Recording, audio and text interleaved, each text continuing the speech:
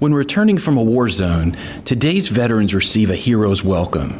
But for the Vietnam vet, coming home was often a difficult experience. Soldiers today know that Vietnam veterans fought in an unpopular war and returned to a thankless nation. They believe these brave veterans, who sacrificed much, should be given the same honor and respect Gulf War veterans receive today. I think society as a whole looked back with a little bit of embarrassment of how those forces were treated when they returned home. And, you know, yes, there may have been disagreement with the political decision to go to Vietnam and what they were doing there. But really, when it came down to it, the soldier on the ground was doing his job and his duty and doing the best for the country that he could. The attitude as the soldiers came back from Vietnam were, hey, there's nothing wrong with you, get over it, it's behind you, you know, get on with your life and get back to work at doing whatever it is you were supposed to be doing. I think we've come a long way since the Vietnam War in understanding post-traumatic stress, and that's why, you know, now today we're reaching out more to our veterans and ensure they receive the care that they need and deserve. I heard a lot about what soldiers went through.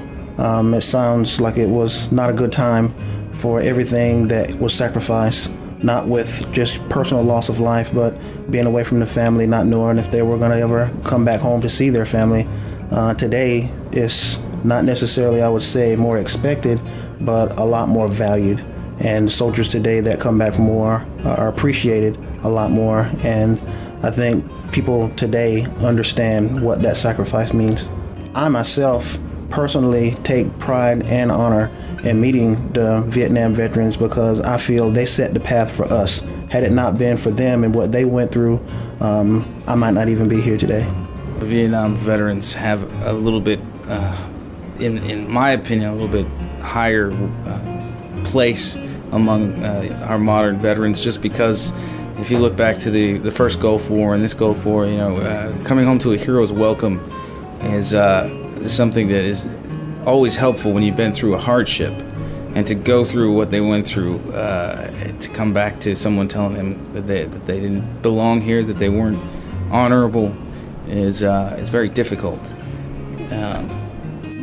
When I deployed, I knew that when I came home, I would be greeted the way that I was. I expected it.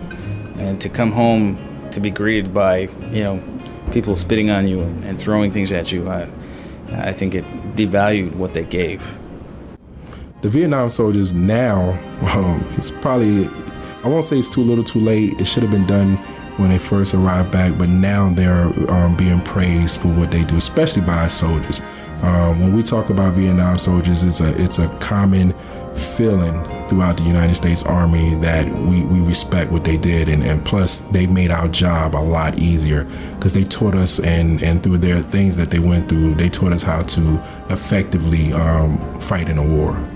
Well, I think they obviously had a lot harder time because of all the riots and the people protesting against what was going on. And people protest against what we're doing, but nowhere near the level that they had it. I mean, they were called baby killers, and talking to some of them, they were spit on.